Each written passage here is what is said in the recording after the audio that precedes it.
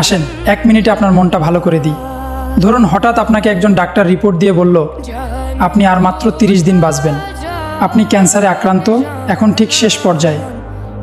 এটা শুধু আপনি জানেন, আপনার পরিবার কিংবা বন্ধুরা জানে না। বাসায় ফিরতেই বাবা আগের মতো বকাঝকা শুরু করলেন। বললেন, তোকে দিয়ে কিছুই হবে না।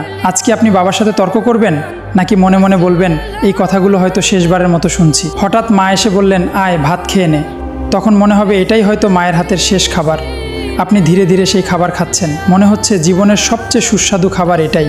বাইরে বের হয়ে সেই বন্ধুর সাথে দেখা হলো যাকে আপনি একদমই পছন্দ করেন না। সে আপনাকে কষ্টের কথা বলল, কিন্তু আজ আপনি রাগ করলেন না, শুধু বললেন, দোস্ত ভালো থাকিস। নিজের এলাকায় হাঁটছেন, আকাশ, গাছ, বাতাস সব কিছু যেন আজ অন্যরকম সুন্দর লাগছে। রাস্তার কুকুরগুলোকেও দেখে মায়া হলো, মনে হলো এদেরও হয়তো আর কখনো দেখা হবে না। এলাকার এক বয়োজ্যেষ্ঠকে দেখে এগিয়ে গেলেন, বললেন, চাচা আমার জন্য দোয়া করবেন। হঠাৎ আপনার মনে হলো এখনই নামাজ পড়া দরকার। আপনি দৌড়ে গেলেন আল্লাহর কাছে। আজ আর কোনো দুনিয়ার চাওয়া নেই, শুধু বললেন, হে আল্লাহ আমাকে ক্ষমা করে দিন। এখন আপনার কাছে সব কিছুই সুন্দর লাগছে, সকাল সুন্দর, বিকেল সুন্দর, মানুষও সুন্দর, কারণ আপনার ভেতরে আর কোনো অহংকার নেই। আর অহংকারহীন মানুষই প্রকৃত শান্তি অনুভব করে। তাই মৃত্যুর আগে নয়, আজ থেকেই আল্লাহর দিকে ফিরে আসি। আল্লাহ আমাদের সবাইকে সঠিক পথে চলার তৌফিক দান করুন, আমিন।